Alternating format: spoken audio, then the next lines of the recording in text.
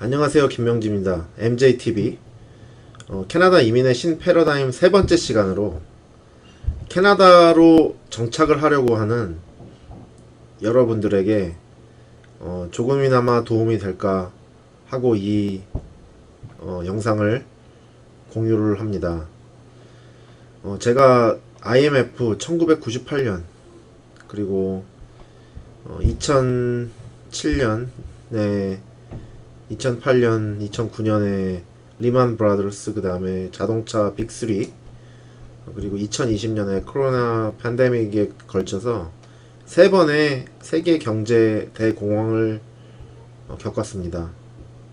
미국에서 유학하고 캐나다에 넘어올 때는 제가 아장아장 걷는 이제 어린 아이와 그리고 저희 아내 그리고 뱃속에 있는 아이 이렇게 데리고 캐나다로 거의 무일푼으로 왔습니다. 와서 제너럴 레이버 그 당시에 7불 25센트를 받고 이제 일을 하면서 5개월 만에 슈퍼바이저가 되고 그 다음에 매니지먼트로 이제 10년 경력을 쌓기까지 지금 많은 산전수전을 겪으면서 이렇게 여기까지 왔습니다. 지금 부자는 아니지만 이 스트럭처를 가지고 제가 앞으로 여러분들과 자료를 공유하고 그 다음에 수기를 나누고 캐나다 이민의 신패러다임을 구축하고자 합니다. 제가 이제 홈페이지도 곧 개설이 될 겁니다. 감사합니다.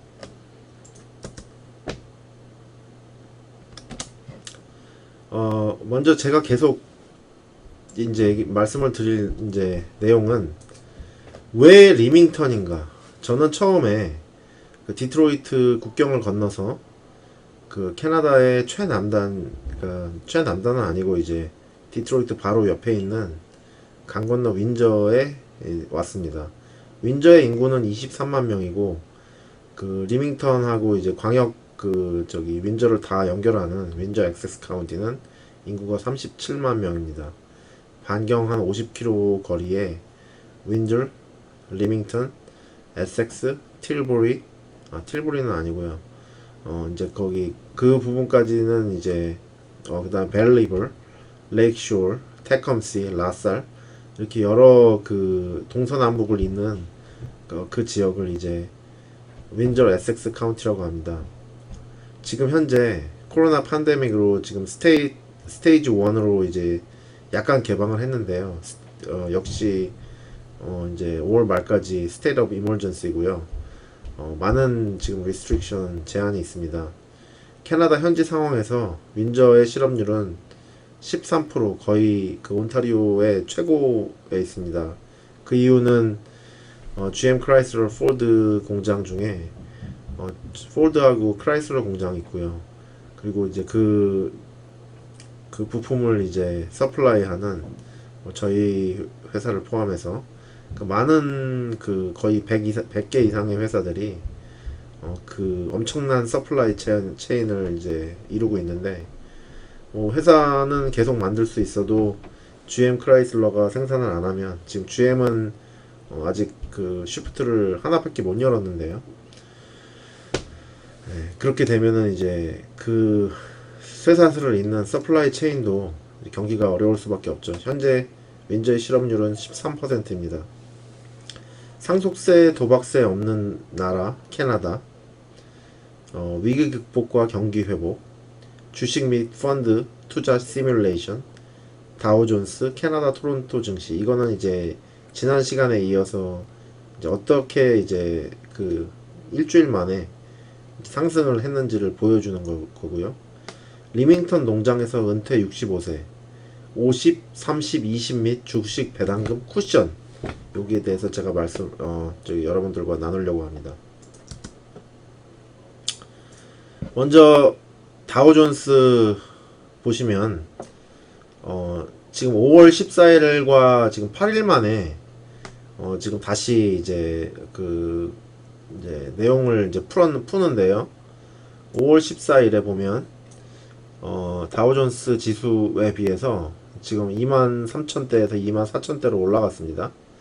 그리고 텍사스 S&P 500의 이게 혼합된 지수는 역시 지금 2점에서 좀 여기까지 이렇게 지금 한 2~3% 정도 상승되어 있는 것을 볼 수 있습니다. 이 지표가 무엇을 의미하냐면 TFSA, Tax Free Savings Account에 여러분들이 이제 캐나다에서 계속 거주하면서 1년에 6,000달러씩 계속 쌓아가는 이제 그 투자에 대한 그 이제 비과세의 룸이 이제 자라서 저의 12년은 이제 68,000불이 이제 된 거고요.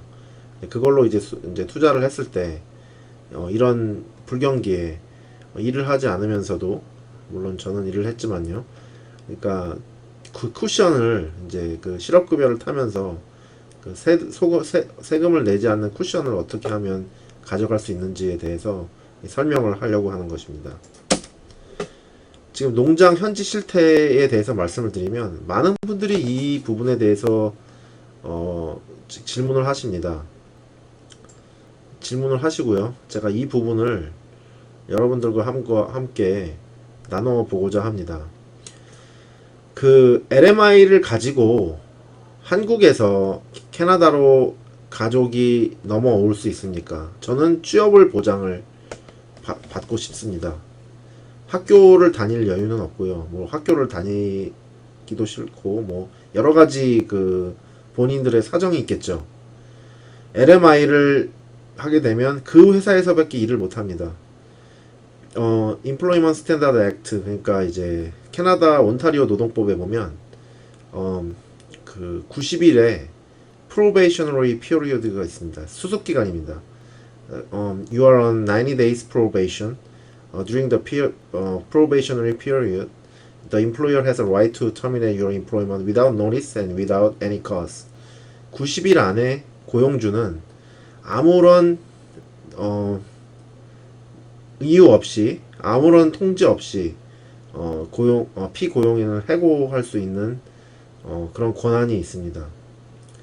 그렇기 때문에 이 농장 안에서 이제 그 LMI 취업 비자를 받기 위해서는 어떤 검증된 절차를 거쳐야 되는데 여러분 알다시피 멕시코, 과테말라, 혼두라스, 그다음에 자메이카 이 그 빅 4개국은 이 농업이 굉장히 많이 발달되어 있고 그 사람들을 캐나다에 엄청 많이 이렇게 보냈습니다.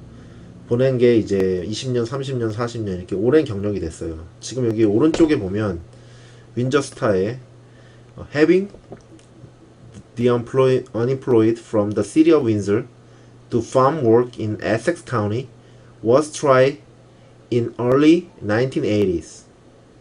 It was a complete failure for both the workers and farmers. Not only did the workers not to know the difference between tomato plants and weeds, they did not know how to properly use simple tools like hoes, shovels, etc.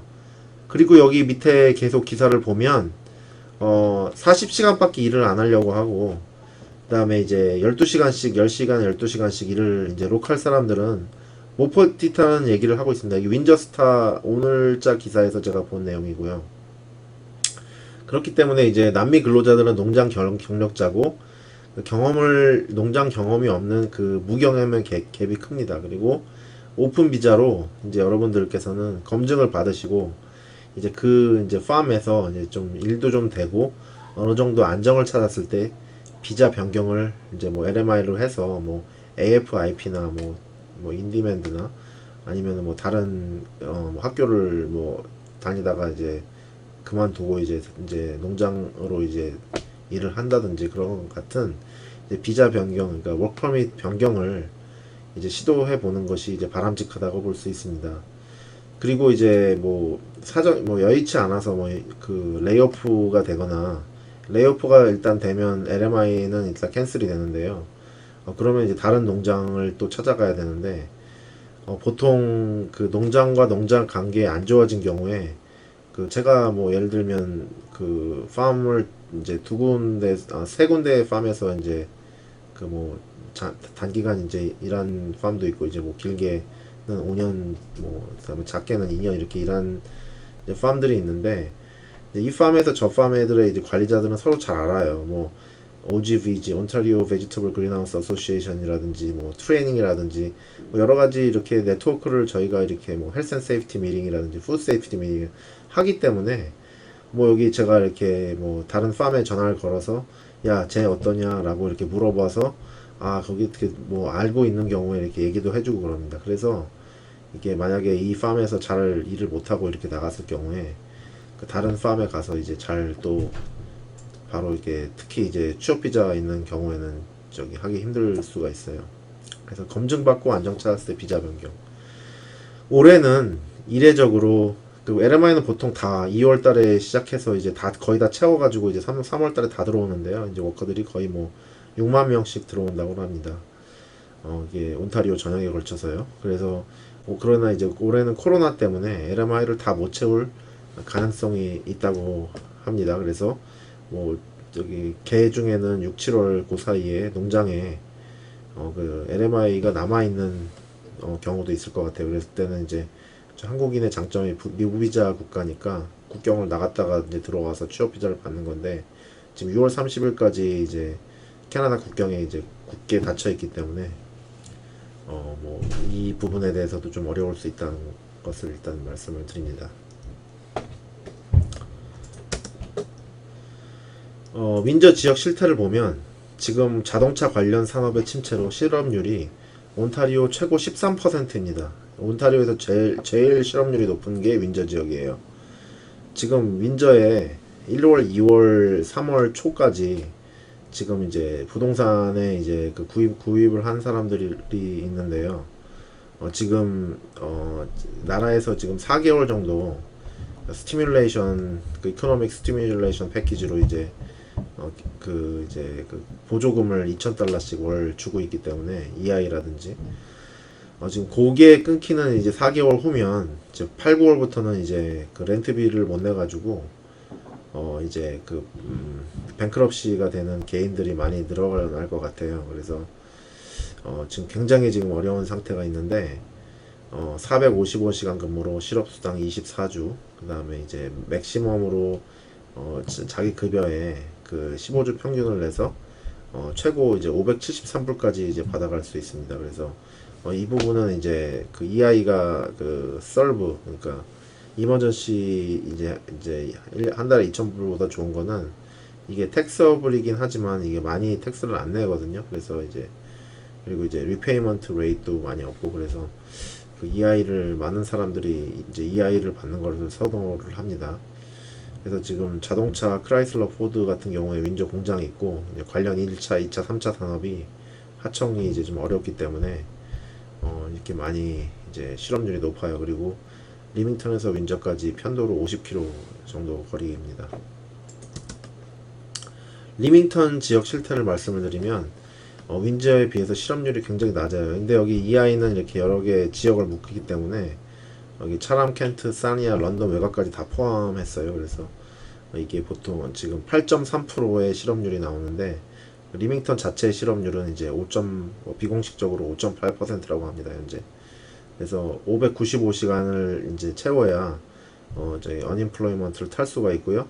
그다음에 이제 최장 그 42시간이야. 42주까지 최소 18주, 그다음에 최장 42주까지 이제 EI를 급여를 수령 받을 수 있고 19주 평균을 내서 573불 맥시멈으로 이렇게 신청을 할 수가 있습니다. 여기 지금 다 쫙 보시면 많이 나오는데요. 그 오타와 6.3% 여기 아무래도 공무원들이 뭐 재택근무도 하고다 보니까 그렇게 뭐 많이 높지는 않고요. 여기 나야가라 지역이 아무래도 그 관광산업 지역이다 보니까 이제 11.3% 높고요.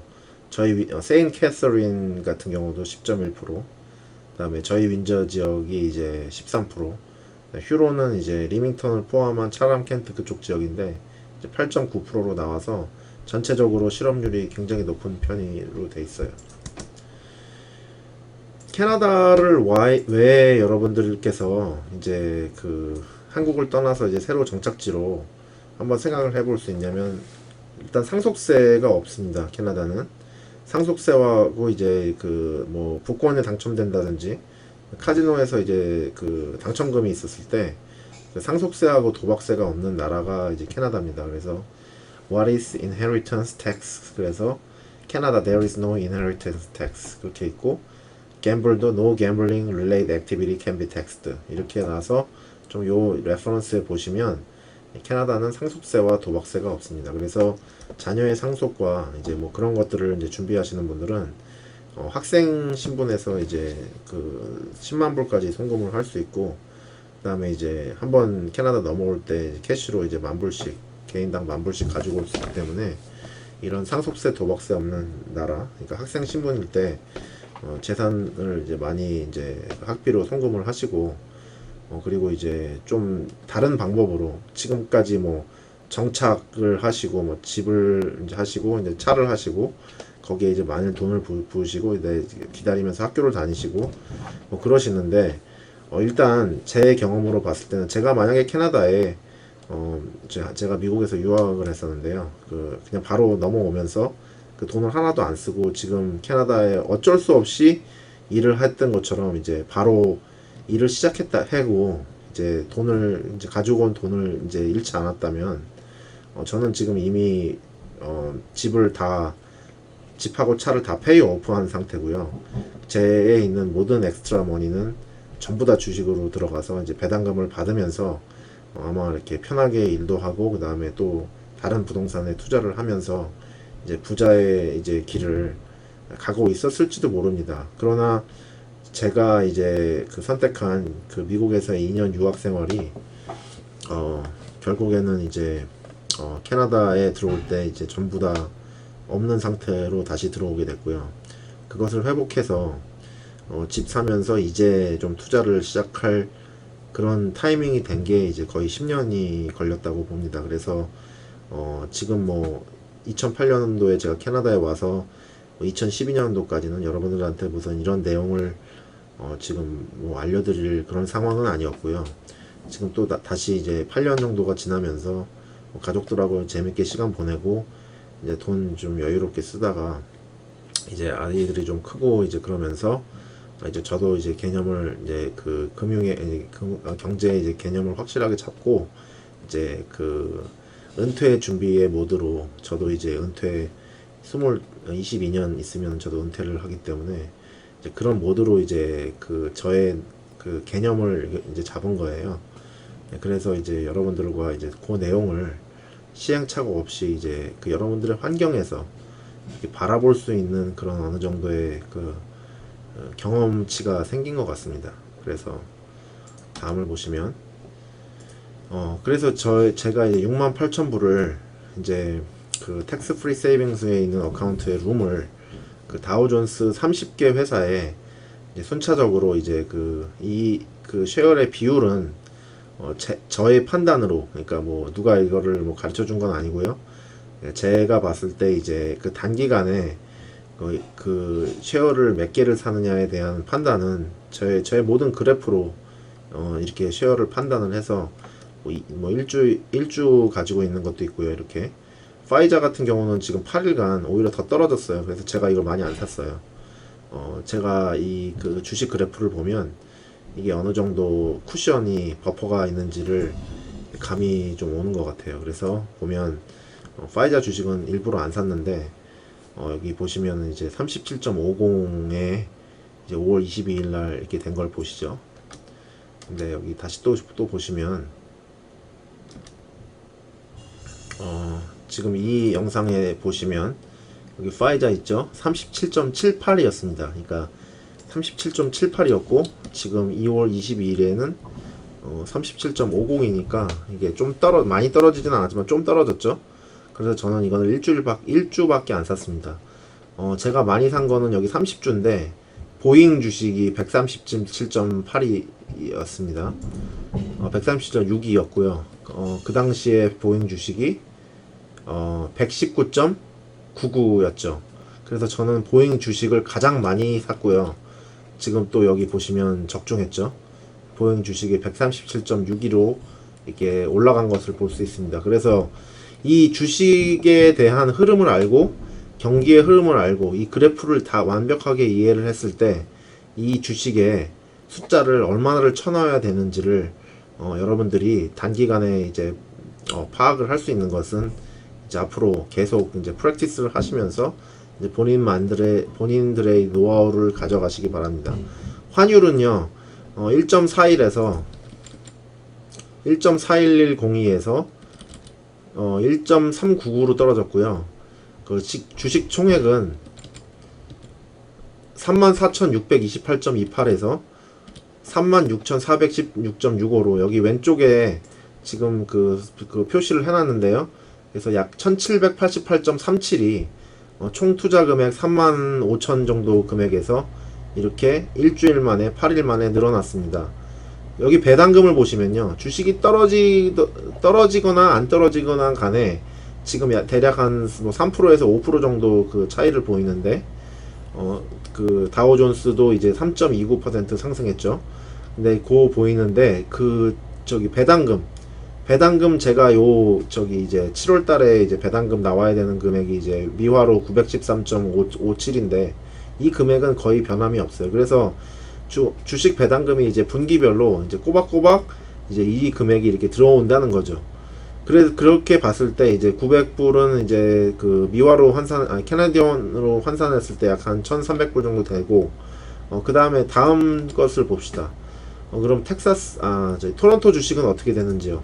그래서 토론토 주식 보면 토론토 주식은 이제 여기 보면 5월 15일에 34,135, 5월 22일에 35,275로 약 1,140불이 이렇게 올라가 있고요.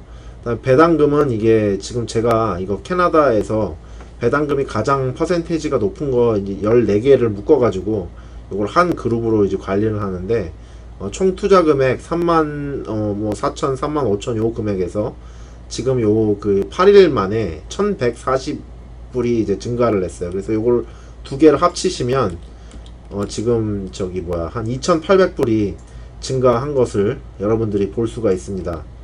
그래서 이렇게 주식에 대한 개념을 잡으시고 기본적으로 이제 팜에서 일을 하셔서 소득이 적으시더라도 이렇게 주식 배당금이 쿠션 역할을 해서 계속해서 이렇게 소득을 낼 수가 있고요. 지금 여기에서 나온 소득은 T5 그러니까 걸로 가지 않고 이제 텍스 프리 세이빙스 어카운트 그러니까 1년에 6,000불씩 캐나다에 살게 되면 1년에 6,000불씩 그 룸이 자라게 됩니다. 그 룸을 사용을 해서 이 주식 소득을 이제 비과세로 이렇게 유지를 하는 거죠. 그래서 여기 보시면은 이제 배당금이 이제 처음에 5월 14일에 설정한 거에서 환율도 바뀌고 이렇게 여러 가지가 많이 바뀌었습니다만 어쨌든 다우존스나 이제 토론토 증시가 오르면서 계속 이렇게 상승하는 것을 볼 수가 있습니다. 뮤추얼 펀드도 마찬가지로 이제 세부 분석을 해보면 이제 지금 그 US 펀드로 이제 투자한 것이 마이크로소프트, 아마존, 그다음에 어도비, 엔비디아, 요거 비디오 카드, 마스터카드, 유나이티드 헬스 그룹, 엘리 릴리, 그다음 비자, 그다음 에스티 로더 그 화장품 회사, 애플 이렇게 해가지고 이제 총 금액이 1주당 이제 4,688.95죠. 요거를 이제 그 투자 형태로 바꿔서 이제 주식을 1주부터 이렇게 45주까지 이렇게 가는 이제 걸로 배당금은 이렇게 많이 나오지 않습니다만 428.14로 낮습니다만 이렇게 이제 그 지난번과 비교해서 68,706.70이죠. 그게 이제 여기 보면 7890.26이에요. 그래서 대략 한 1200불 정도가 이것도 역시 이제 증가한 것을 이제 볼 수가 있습니다. 그리고 또 지금 제가 이 새로 회사에 들어와서 이제 그 회사 펜션을 이렇게 붓고 있는데요. 3월 달에 코로나 사태를 겪으면서 엄청 떨어졌어요. 그래서 한 번에 이렇게 1291.48이 이렇게 한 번 떨어졌는데 요게 지금 한 달마다 움직이는 겁니다. 그래서 한 달에 회사 지금 현재 회사의 주식 뮤추얼 펀드 총액이 마이너스 1291.48이 떨어졌어요. 근데 이번에 이렇게 반등을 하면서 플러스 1684 3.38이 이렇게 올라가게 된 거죠. 그리고 이게 지금 뭐 거의 뭐 10%씩 증가를 한다고 보니까 여기 보시면은 오른쪽에 제가 좀 요거를 옮길게요. 보시면은 퍼스널 리턴이 이제 올해는 마이너스 4.3%였으나 이게 이제 다음 달이면 이제 플러스로 반등을 합니다. 1월 1일부터의 그 플러스로. 그다음에 이제 그 총 투자 금액은 2018년 12월 24일부터 이제 13.6%가 된 게 이게 거의 20%로 증가를 하는 것으로 볼 수 있습니다. 그래서 대략 한 3, 4년 후에 이 지금 15,000불에 되는 금액이 그 이제 20% 평균 20%의 이제 금액으로 이제 계속 상승한다고 보고, 그리고 제가 계속 매월 한 1000불 가까이를 이렇게 붓는다고 보고, 이게 이제 10만 불 향후 5년 후에 5년 안으로 이 금액이 이제 10만 불로 불어납니다. 10만 불을 불어났을 때 이제 10%만 돼도 10,000불씩 자라기 때문에 앞으로 22년 후에 이제 계속 이런 식으로 계속 올라가 주면 이게 거의 뭐 30억 이상 뭐 이렇게 되는 겁니다. 그래서 이제 여러분들이 은퇴를 했을 때 65세거든요. 그때 이제 이 딱 그 펀드를 연금을 꺼내 놓고 봤을 때 이제 뭐 1, 2억 이 정도가 아니고 이제 뮤추얼 펀드로 계속 증가를 했기 때문에 이게 굉장한 큰 돈으로 이제 불어나 있는 거죠. 근데 한 가지 여러분들이 생각을 해야 될 거는, 뮤추얼 펀드 수익이 1%, 2% 정도면 지금까지 뭐 계속 뭐 1년에 15,000불씩 부어봤자 뭐 22년이면은 뭐 30만 불, 이 정도, 이게 뭐 원금이 30만 불이라고 가정을 해요. 그리고 특히 이제 55세부터 65세까지는 일을 그렇게 뭐 지금처럼 막 액티브하게 하지 않을 수도 있는데, 그렇게 되면은 이제 여러분들께서 이렇게 많이 부을 수가 없어요. 근데 이제 뭐 그 GIC라든지 그냥 아주 그 이자가 작은 상품에 투자를 하면 이자가 많이 붙지를 않기 때문에, 뭐 물론 안정적이긴 하겠죠. 뭐 이런 막 그 많이 이렇게 뭐 경제 대공황이 왔을 때 이렇게 막 한꺼번에 막 10%씩 떨어지지는 않을 거예요. 그렇지만 이제 그 또 경기가 좋을 때 오르지도 않기 때문에 이 회사 연금에 대해서는 그 매달 모니터링을 하면서 이렇게 유닛을 계속 이렇게 저는 매달 이렇게 옮기거든요. 그렇게 해가지고 뭐 좀 더 사고 뭐 아니면 덜 사고 뭐 이런 것을 이렇게 조정을 하는데, 또 이렇게 산 것들은 다 내년에 그 세금 공제가 돼가지고요. 뭐 이중 효과가 있는 거죠. 그러면은 뭐 텍스 리턴을 봐서 뭐 주식을 더 사고 아니면은 뮤추얼 펀드를 더 사고 뭐 이런 방법도 있죠. 강의 내용 중에서 이 부분을 설명하게 다시 이렇게 말씀을 드립니다. 코로나 팬데믹으로 인해서 많은 분들이 지금 재정적인 어려움을 가지고 계실 텐데요. 캐나다 생활에 있어서 여러분들이 실업을 했을 때 급여의 55%를 이제 실업급여로 받게 되는데요. 일주일에 웨이팅 피리어드가 있어요. 그래서 그거를 갚게 되는데, 여기서 이제 제일 많이 받을 수 있는 급여가 573불을 넘지 않습니다.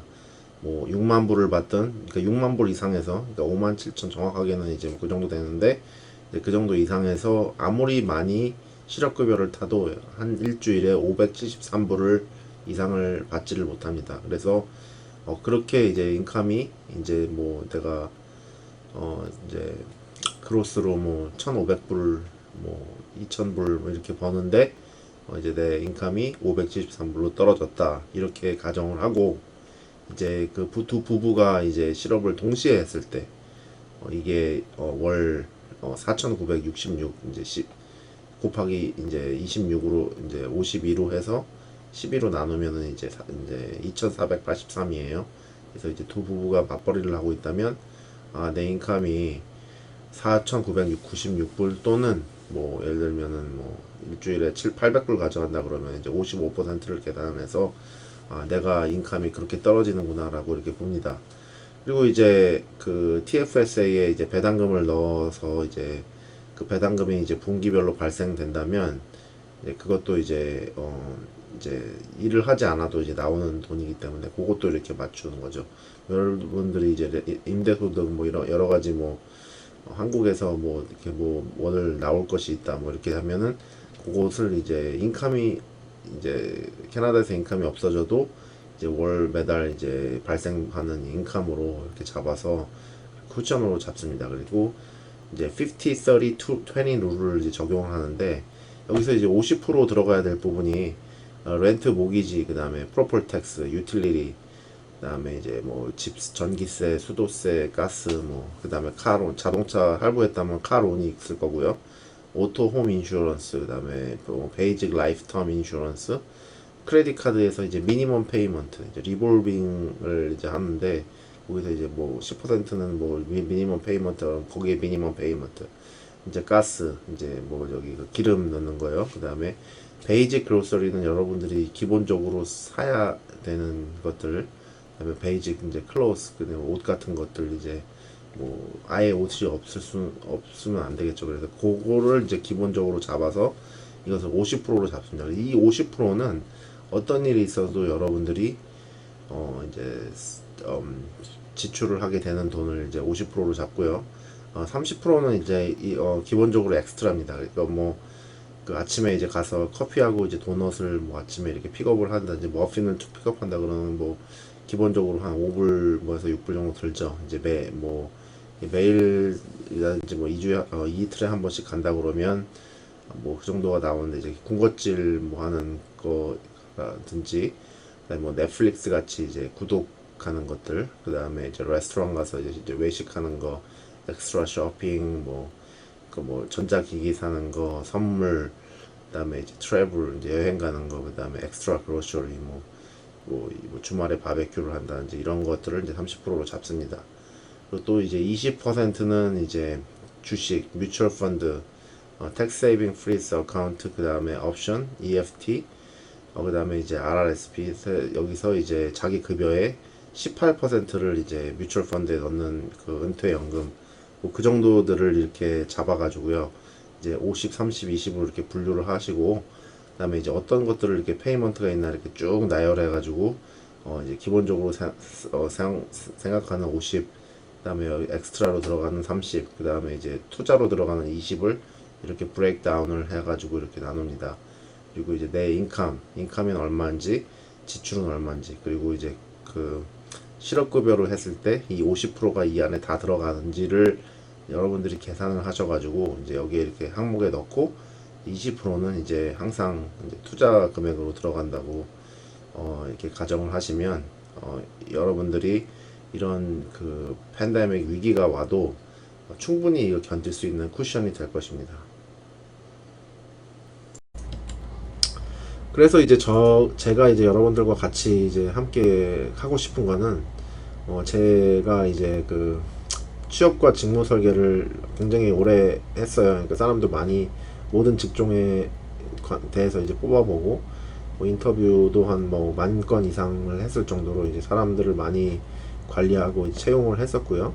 그다음에 주택도 이제 그 자기의 그 환경에 따라서, 물론 그 주택은 물론 리얼터가 다 하지만, 그래도 이런 그 뭐 얼마에 이제 집을 사고 이제 그런 부분들을 이제 서로 이제 리얼터와 함께 같이 이제 그 상담을 하고, 그다음에 은퇴연금도 물론 이런 부분도 은행에 가서 상담을 하면 되지만, 또 이런 부분도 이제 기본적인 윤곽을 잡고, 그다음 자녀 학자금 적금이 이제 RESP인데, 요것도 그냥 일반적으로 뭐 그냥 뭐 안전 자산에 투자를 할 수 있지만, 또 요것도 이제 뮤추얼 펀드 같은 걸로 이렇게 뭐 비율을 조정을 해서 할 수 있고, 그다음에 이제 초기 정착을 뭐 어떻게 하는지, 그다음에 옵션, 뭐 선물금, 뭐 이런 그 저기 위기가 왔을 때 투자 안전 자산에 투자를 어떻게 하는지, 그다음에 임대 소득을 어떻게, 아니면은 그 창업을 어떻게 하시는지, 그 세금 환급은 어떻게 이제 하시는 게 좋은지,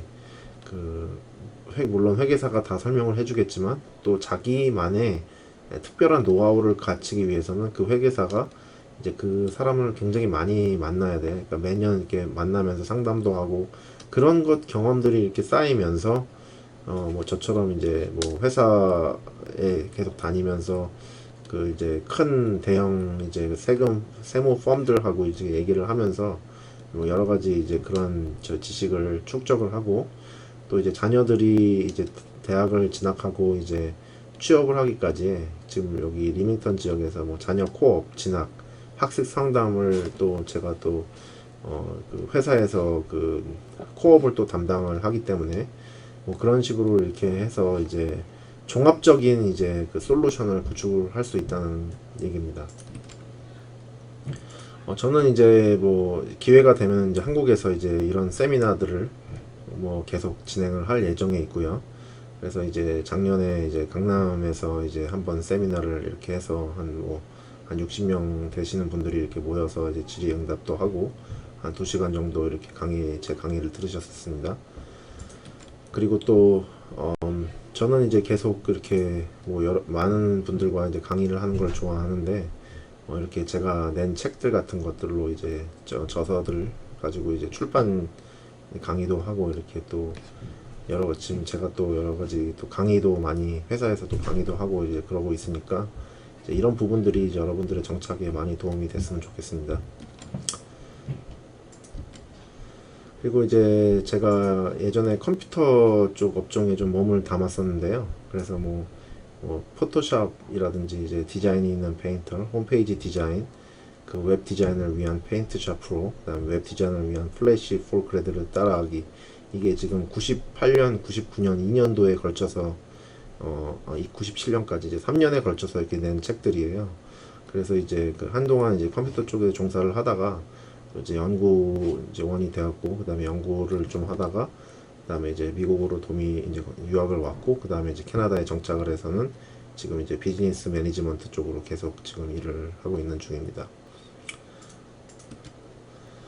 그래서 지금 추후 출판될 저서로 지금 애플 스토어나 이제 구글 플레이에도 계속 이제 여기서 이제 거래를 지금 하려고 지금 계획 중에 있고요.